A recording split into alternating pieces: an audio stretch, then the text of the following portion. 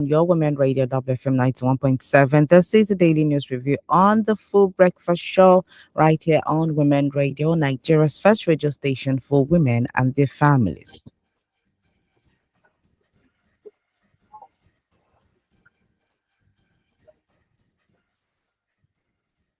Okay, my name is Rose Yusuf Kaiser, and I don't know if I'm excited to be here. Well, I'm good, I'm okay. I feel great, but no, maybe I don't feel great because of, the stories, pictures, videos that are coming from Plateau State and so many other, places in the country where you get to hear a lot of, insecurities going on. It's sad. It's it's just no, it's tiring to hear. Honestly, it's tiring to hear. Um, Plateau State, Akure, the other day, Kwara, I don't know, Kaduna. It just seems like it's, just everywhere right now. It's no longer relegated to the north. If you think that this is only in the north, I think you need to sit down and come to terms with what we're truly facing right now. So, I don't really. It's just sad. It's really sad. I just hope that, our leaders are seeing this. And we're going to take one of the headlines this morning when Natasha was saying that, enough of the condolences, enough of the visits. We all ought to, do something about it because at the end of the day, your primary purpose there, as a leader is to protect lives and properties. So when women are losing their children, when and they're losing their children not because their children were into were doing bad things or were following bad gangs or things like, no, they're losing their children just because the children decided to leave, even leave, be responsible, and just do life, and that's it. Their lives are being cut short. Our parents can no longer go to farms, can no longer sleep and wake up in peace. You're here, you're thinking of so many of your relatives that are living in Jos.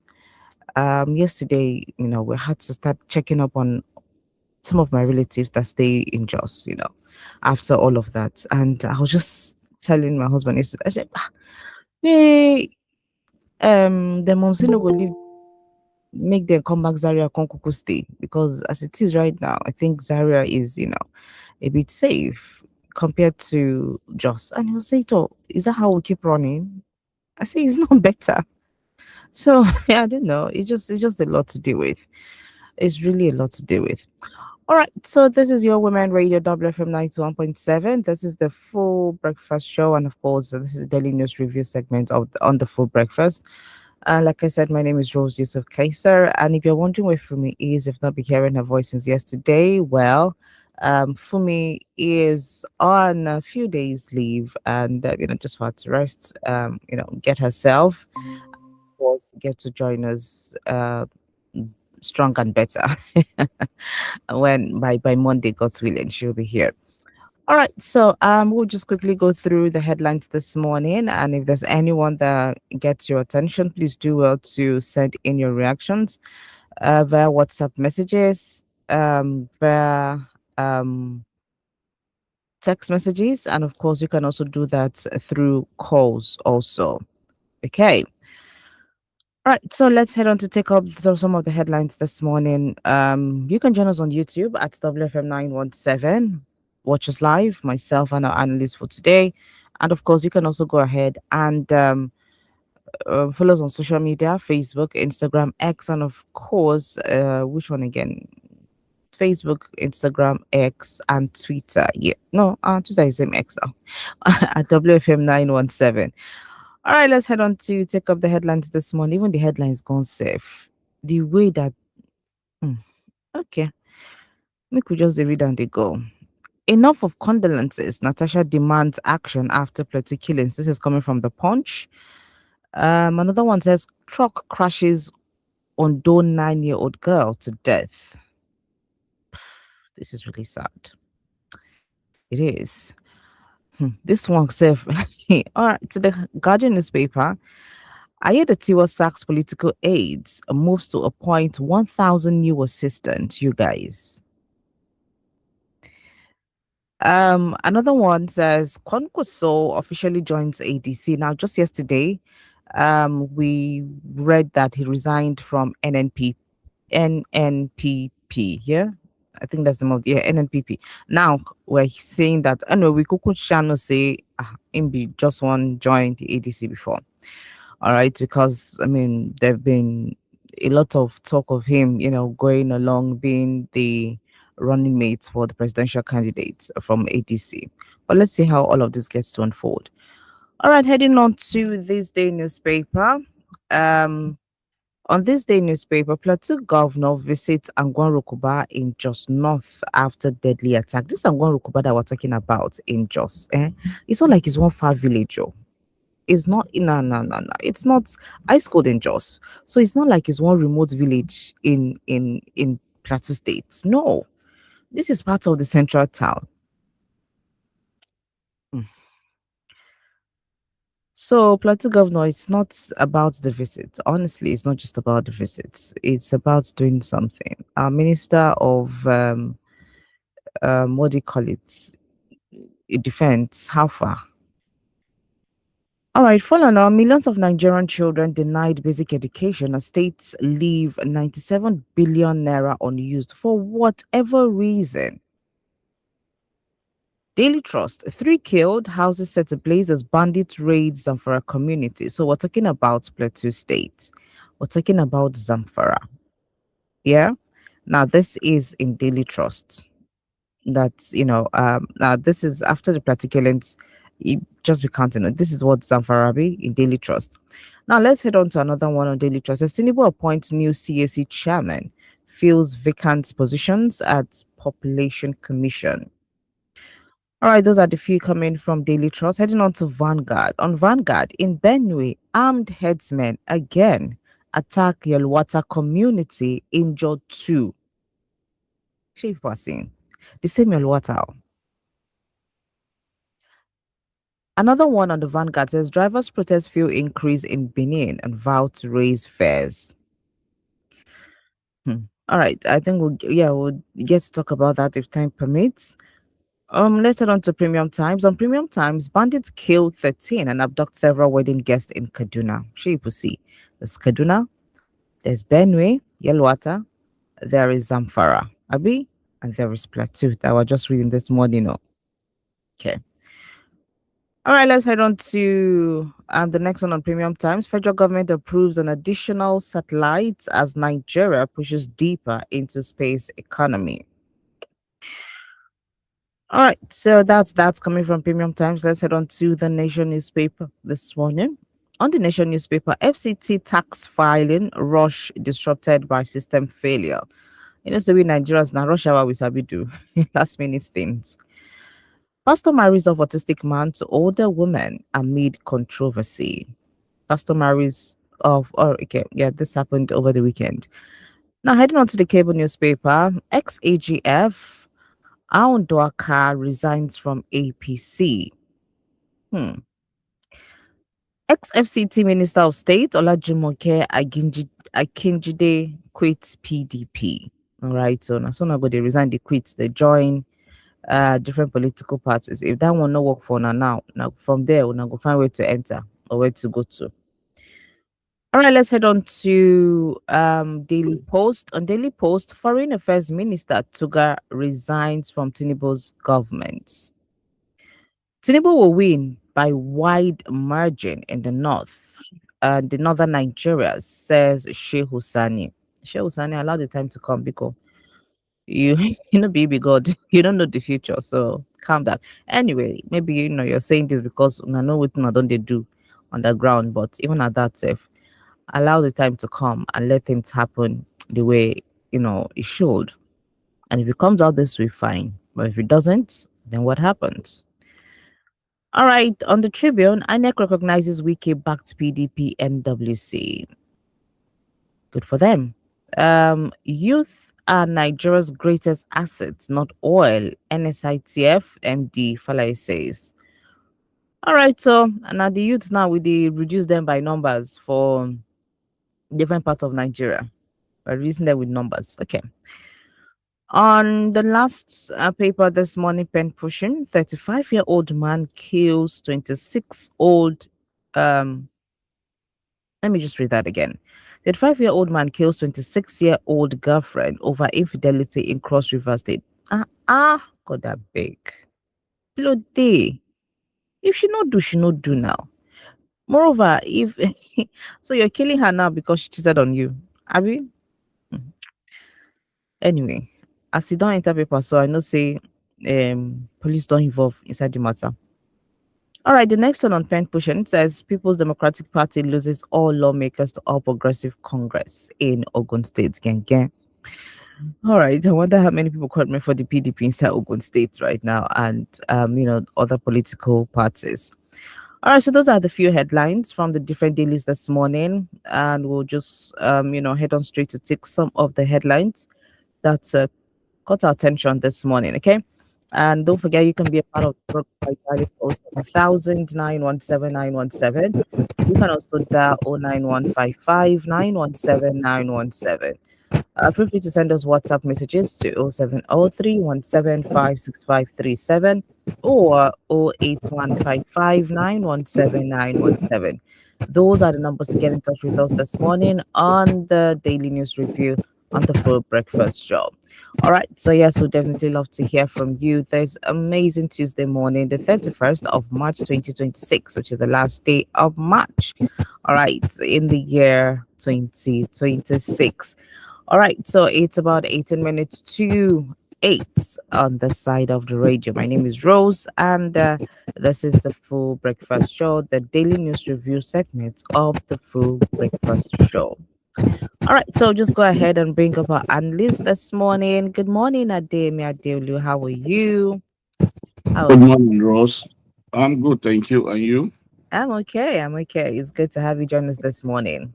Thank you. All right, so how is school going for you? What?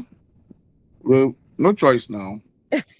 We don't enter. We don't enter. You don't enter. We must face it squarely. And so Well, you took yourself, you go say nobody carry me come. Now me use my 2 legs, say I want to. so I can't come. So All right, good to have you join us this morning. So let's quickly head on to one of the headlines that we're going to take. Sadly, we'll start off with the insecurity in Plateau State, the killings, the videos, pictures, so many conversations as regards what is going on in Plateau State or what went down in Plateau State. Pregnant women were killed, young boys, young men were killed, men, women and all. And it's just so unfortunate that this happened on Sunday, just after a lot of people were, coming around to do Palm Sunday. That evening, it just went down for them. So, and this is not the first time we're seeing all of this happening. Okay, especially during festive, anything that has to do with a bit of festivities, you will see some of these attacks coming up. It's almost like, look, wait for them, may they go, um, I don't want to use, there's one parallel that's coming to my head, but I don't want to use it. Make we leave them, make they go do all their work about, do their small security, then we come and we just, go and attack them. So, I mean, Natasha goes on to condemn this. In fact, she's saying that enough of the condemnation. All right. So it's no longer a thing of, oh, we condemn, we condemn. No, action should actually be taken.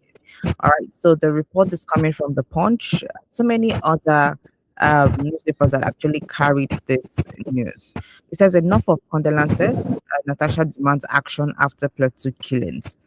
And she goes on to say that she condemned the latest killing of residents in Plateau State, describing the tragedy as another grim reminder of Nigeria's inability to protect its citizens. So she went on to call on the Chief of Defense Staff, General Christopher Musa, General Christopher Musa, referencing some of the strong assurances he gave when he was going through with his screening. And quite frankly, a lot of people believed what he said.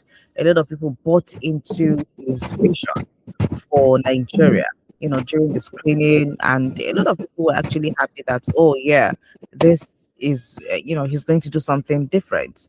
So, I mean, but so far, it's more like, oh, since he got in, we have not actually, felt that impact so much. So, does this go beyond what he does this go beyond his capabilities? Because I mean, he's a military personnel, or was a military personnel, and all of this is happening, and he's in the position to know firsthand how to go about this or how to deal with these people. So is it that he's not been given the free will or the free hand to operate, or what exactly is going on? And where do we go from here? Because some of the things we're hearing, we're seeing coming from Plateau State is not it at all. Ademi. I'm sure that you agree with me that it's troubling, it is worrisome, it is disturbing. You know, it is just one kind, honestly, when we want to look at all of this that's going on. So let's just get to hear from you in all of this. And we also have the governor of Plateau State who went there to do a visit and also impose curfew in that part of the state. Let's get to hear from you, Ademi. Your thoughts on what has happened in Plateau State, the state of insecurity in general. Because while I was reading through the headlines, one is going on in Kaduna, another one in the same Yalwata, Benue, another one again in Zamfara. So it's just a lot for us as a country. Let's get your thoughts on this, and maybe how we can just. In fact, the insecurity matter said don't tell me. But go ahead again. Oh, thank you very much, Rose. Well, my first of all, my condolences to the family of those who are bereaved. And at the same time, let's just be honest with ourselves. There's no reason for killing anybody, taking the life of anybody, irrespective of your religion background or your ethnical sect. But having said that, we are not going to exonerate anybody. Everybody, we are all involved in this matter, and we are all guilty of what is happening in this country as a nation. Well, I will first of all put the blame on the government because they are saddled with the responsibility of protecting life and property of the state, of people within the state, and the integrity of the state as it is. With the present Minister of Defense, who happens to be a retired general, I think there's a lot and there is more to be done. We cannot continue to sit back and watch our people, our family, brothers, fathers, mothers, sisters being killed in this manner that is ongoing in this country, and we wouldn't do anything about it. I will say that on the part of the government and the minister to please come up with some strategy with which they will be able to curb this heinous crime that is now actually destroying the fabric of this nation. If we like it or not, there is no two way to it. It's destroying us. Mhm. It does not matter which area it happens, to what people it has happened. It's destroying us as a people, and our image is being tarnished in the generality of the world. Yeah. Now, you see, I think a lot needs to be done. What do I mean? Is that the religious leaders, the leaders of thought, the elder statement in this area, they need to be held accountable. It's important.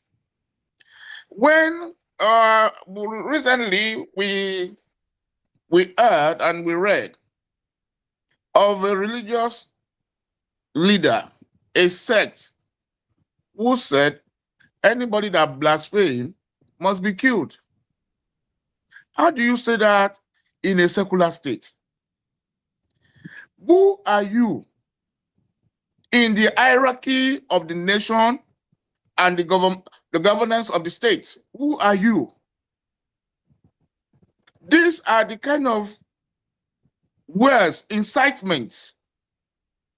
These are the words that these people hold on to that makes them to go all out and do whatever they want to do when nobody is being checked, when no action is being taken on the side of the government. It does not matter who you are, irrespective of who you are not above the Constitution of Nigeria. Nigeria is being governed by a constitution. So if we all are subject and accountable to that constitution, so whoever, irrespective of who you are, the moment your utterances or whatever you do is inconsistent and could cause an upheaval, could destroy life within the sphere of this nation, then that person should be held accountable. Now, what exactly is the problem? Why is the killing continuous in this nation? Do you want to usurp, or do you want to override and overtake the people of a particular area? I think the government needs to do something about this. It is no longer conquest. You cannot conquer the people of a particular area to take over their land or to take over their community. That is not going to happen. There is no war. But what has been declared is war.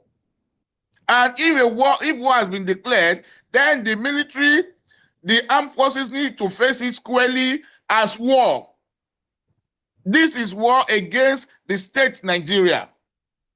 So the government needs to do something about it. And look, we have been saying it. If you don't prosecute those who are behind the scene, sending this foot soldier to go and destroy life and properties, to maim and to kill, when you don't prosecute them, then what you have only told these people, they are, what's it called? They are foot soldiers, is that they can do anything, they have the backing. No, since nothing is happened to their so-called Lord, then nothing will happen to them, they are protected. And this is what you see that is happening continuously. And let's even ask ourselves, there is what we call military intelligence. Is there no more intelligence gathering anymore in this nation? Are the military docile? Are they in perpetual dormancy? That they cannot even get any simple information to know that these people are going to strike. These are the questions for the military, what do you call them? DSS, the military intelligence, the police, the CID, or what they call them. What exactly are they doing? What is their responsibility? We cannot continue to pay them. They are being paid with our own tax money. So if they are being paid with our money, then their responsibility and their duty is for them to protect us and to make sure that everything that may want to have a negative impact upon us is being taken care of. So as it is, we are not going to hold our peace. Like Senator Natasha rightly said, it is no longer, we don't want condolences anymore. Not condolences visit, not condolences messages. What we want is action. This has to be curbed. It has to stop. We have to do everything in our power as a state to stop this. We cannot continue to watch where our future leaders, mothers, brothers, sisters, children, fathers are being killed. And yet, we are celebrating. And yet, we think we are living. No, we are not living. It could be anybody. Don't forget that the bridge that was bombed, when I heard that a bridge was bombed in Niger State, it became scary. Yeah. That's to tell you that they can go to anywhere and do similar. Lagos is not safe. That's the implication. It's not at all. And you know the population of the traffic on Third Mainland Bridge, may God forbid. Imagine Third Mainland Bridge. What are we going to talk about? So I think it's high time any religious leader that is teaching is against the value of humanity, let that person be prosecuted. It is high time. You see, when you're talking about freedom of speech, freedom of this, there should be limits. There must be limits. You cannot be inciting the people against themselves. You cannot be inciting the people against the state, and the state will just cross hand and be watching you. By the time the whole thing is destroyed, who's going to live? How do you want to live?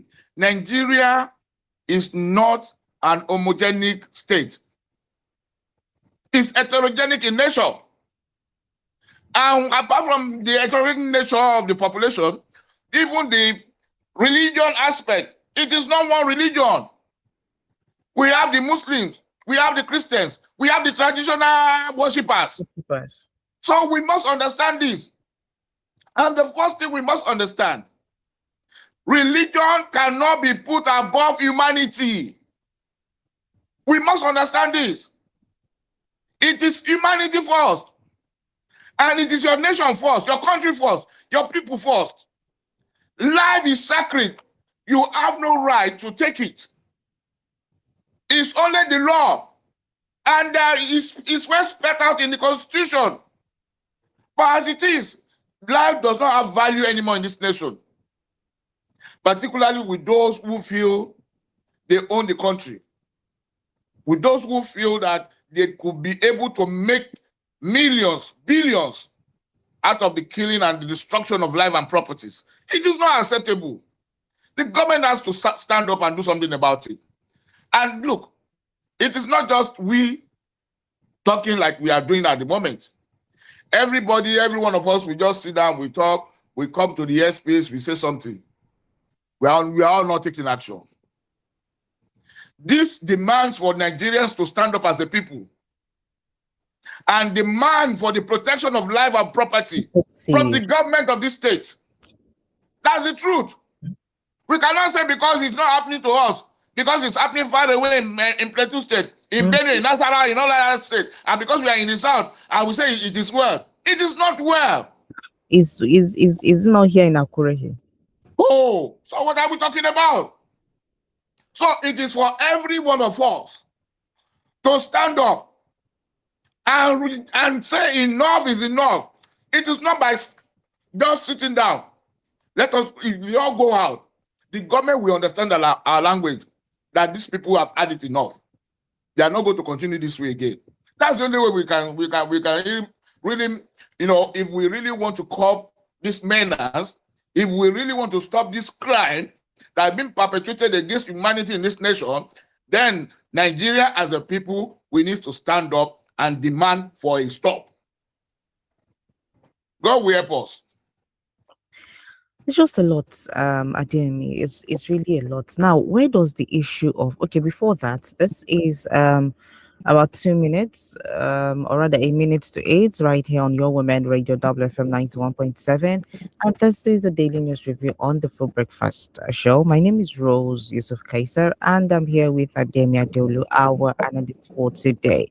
And we're looking at the insecurity, I would say security crisis going on in Plateau States, in Benue, in Zamfara. Now, these are the few we just read about this morning.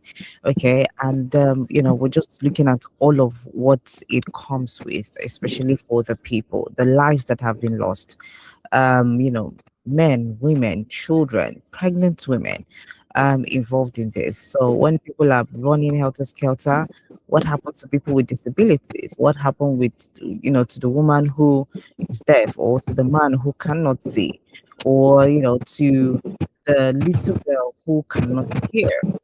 So what happens to all of them? So these are some of the issues this morning. But I think let me come back to you as regards to, so last week, or rather earlier this month, or let's say right from the beginning of the year, state police, the talk has been there. creation of state police. The president has signed it, assigned to that, and I think it's implementation stage now that this is at. So, do you think that the state police will go a long way, in curbing some of this insecurities we're facing? Not totally, like taking it away from our society, but to a large extent, would that maybe to some extent reduce some of these things that we get to see? Maybe not in the core hot zones, but maybe in places like Kwara, you know, Ondo, some of these places that we get to hear of these things happening. Do you think that state policing will do? And let's not forget that there are security votes too, that the governors get to, collect for the fight against insecurity. So it's not about us looking at the president to do something. The governors themselves, what are they doing?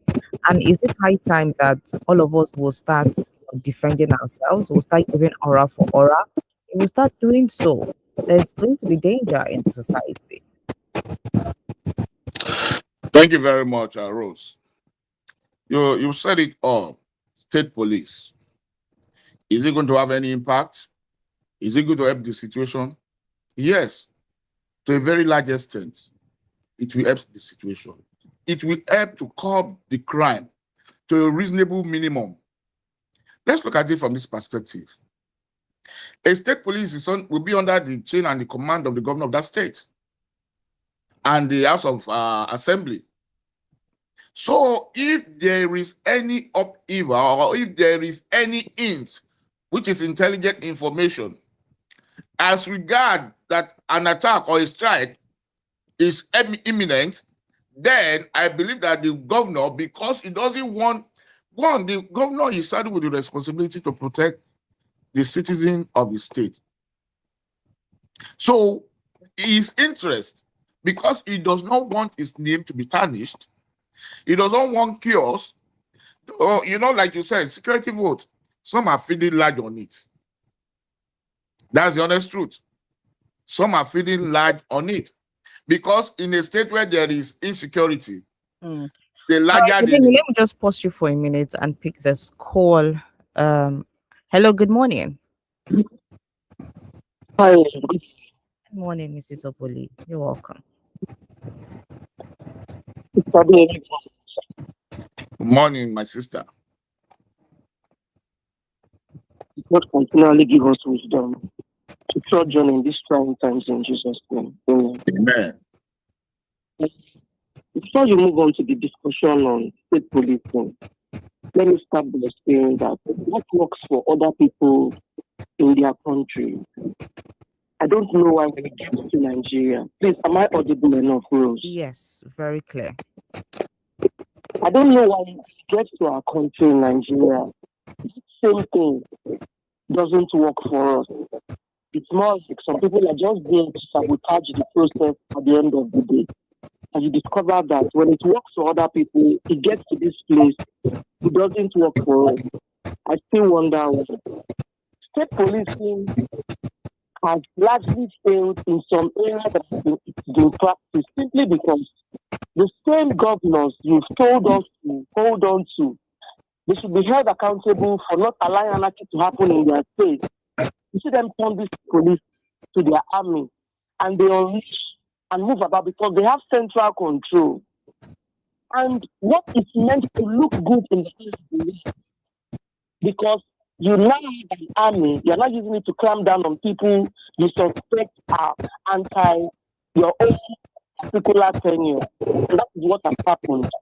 So I don't understand, except if state policing will be considered from another angle. Well, I'm still waiting to see how that will work for us. Now, let me come to the first discourse this morning, the issue of insecurity. I have been more than traumatized since I heard of the just attacks. The Rose, you are aware that my daughter is somewhere in 22. That's true. As a parent, how would you think I would feel knowing well that she had to call me up to say, Mommy, our exams have been postponed. I don't know what is happening. My daughter is all frightened. And as a mother, how can I sleep? Mr. DME, currently on Twitter, on X, a woman is going viral. She was holding a child, a teenage child that was dead. And in her grief, I lent that woman to pass on. She couldn't bear it again. The trauma, the pain, the fear, the worry that as an average Nigerian, the existential threat that I face, my husband faces, my children faces.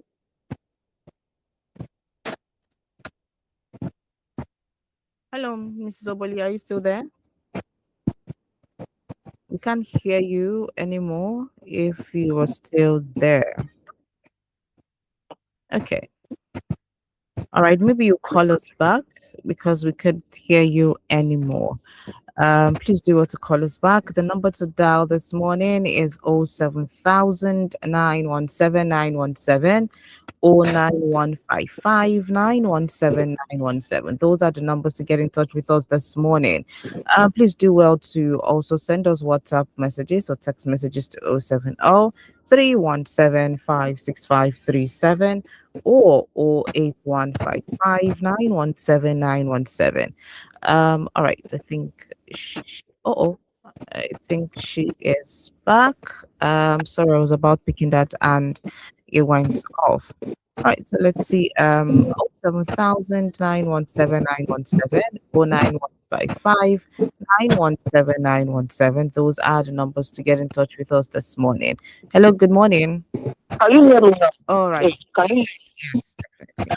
Thank you. The existential threat we face as Nigerians, no, many journalists, including Mr. DME himself, is traumatized. He will come on the tabloids to say it has happened here again.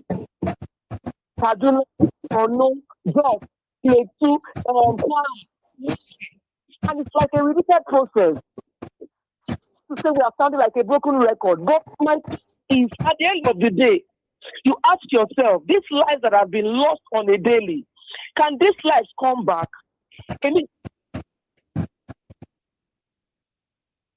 What is happening? General Mayede is saying that we should allow the terrorists a second chance.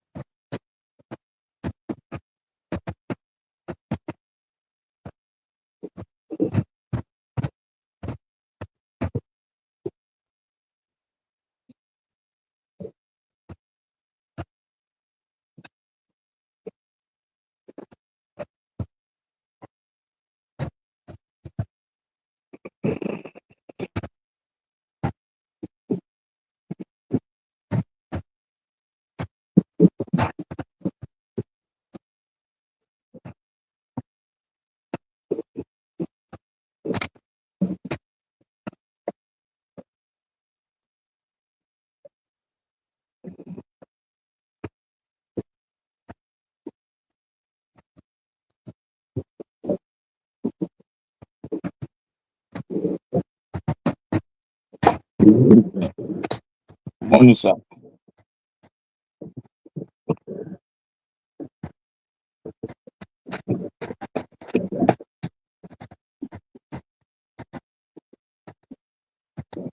Amen.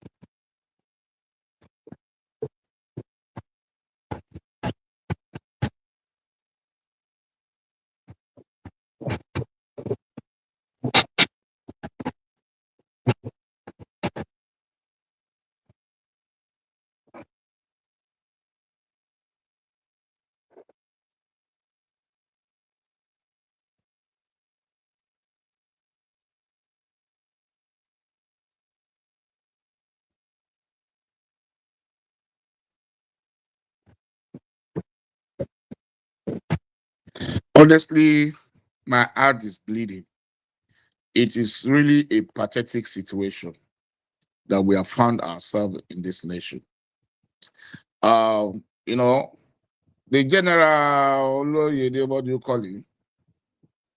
He was only trying to play to the gallery because of those who happens to be those who maybe who put him there, who he believes they can help his career. And that is not what he's saddled with. That's not the essence of being being the Nigerian army. The Nigerian army, you are there to protect life and property of the people, the integrity of the nation, and you are there as the number one to take care of everybody and make sure that we are safe. You telling us that they are prodigal son. What do you mean? Does he understand the meaning of prodigal son? Does he understand the definition of a prodigal son?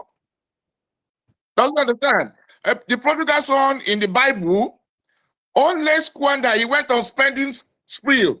He squandered his inheritance. He did not kill anybody. He did not destroy any life. He only squandered his own inheritance. And when he realized that he had no way to go anywhere anymore, that's when he came back to his father. These people are committing crime against humanity, against the state. Are they prodigal son? They are criminals. Let's call a spade, not a garden too. They should stop playing with our life. They should stop being diplomatic. This is time to take decisive action. Look, you said you are thinking of relocating your parents to Zaria. Nowhere is safe. That much you should understand. Let me give you a scenario. In 2000, I was in Kaduna. Oh, what a lovely state. I planned establishing myself, my marriage in Kaduna. But by February of that year, 2000, I came into Lagos for Valentine. The 2 weeks after, Kaduna was on fire. Over 5,000 people were killed.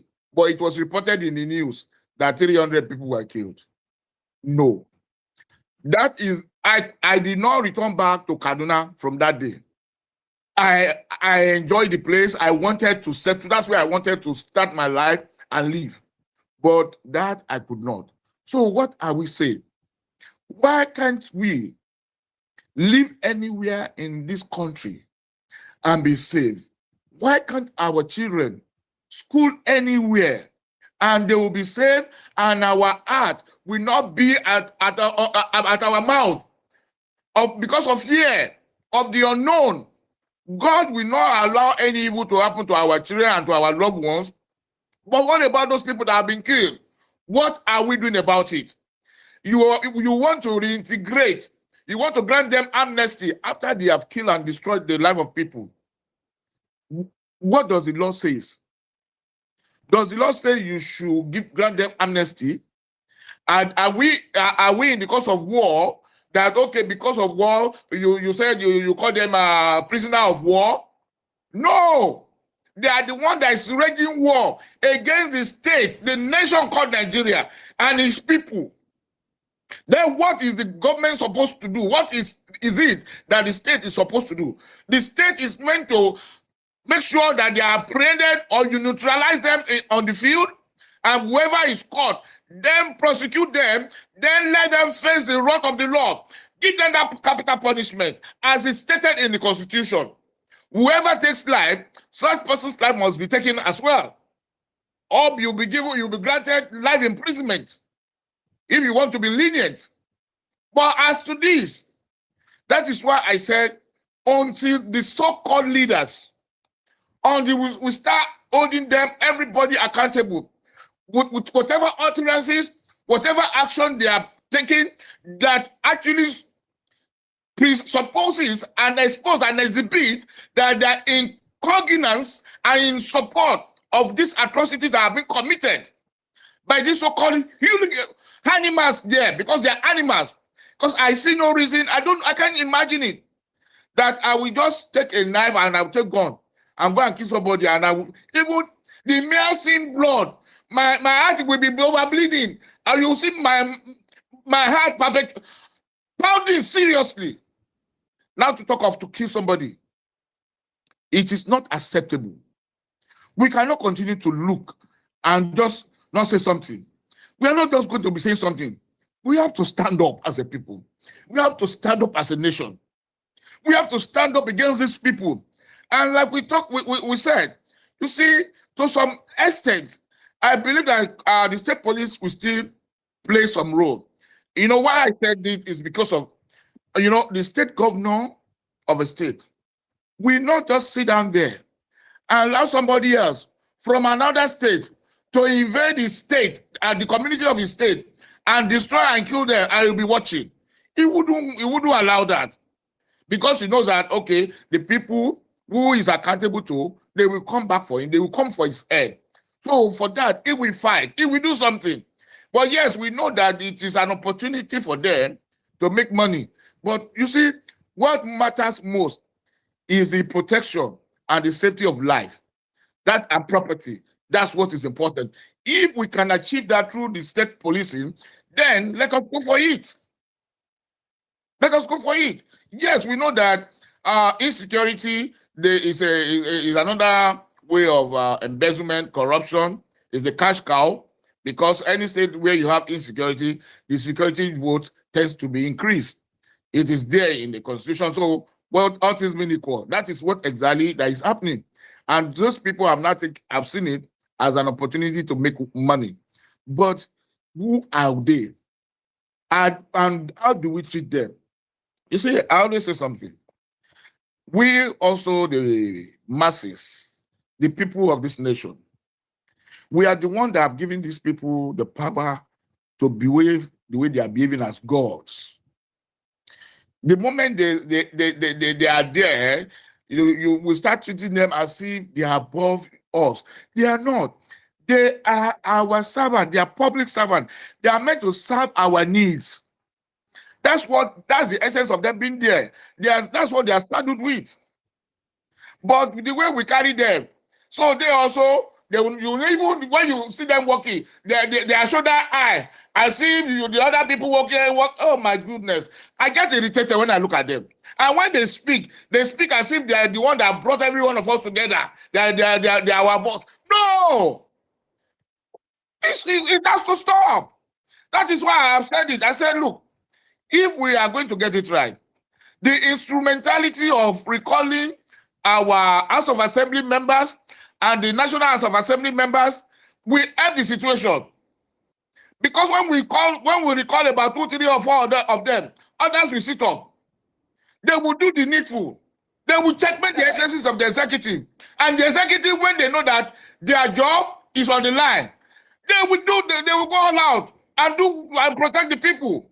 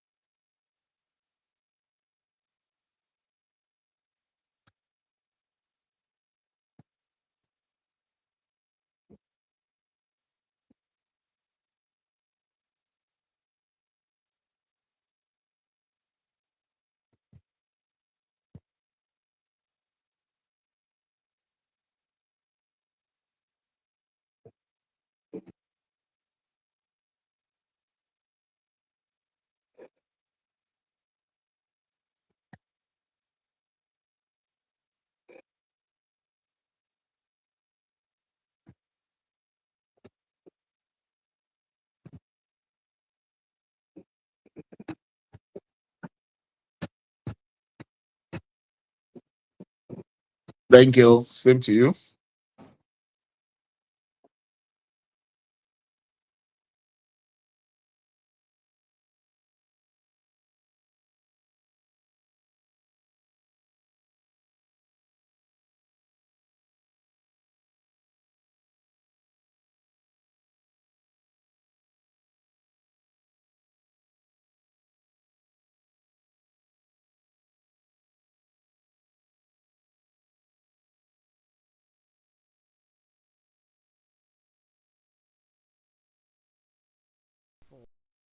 people who are the hot zones of the country.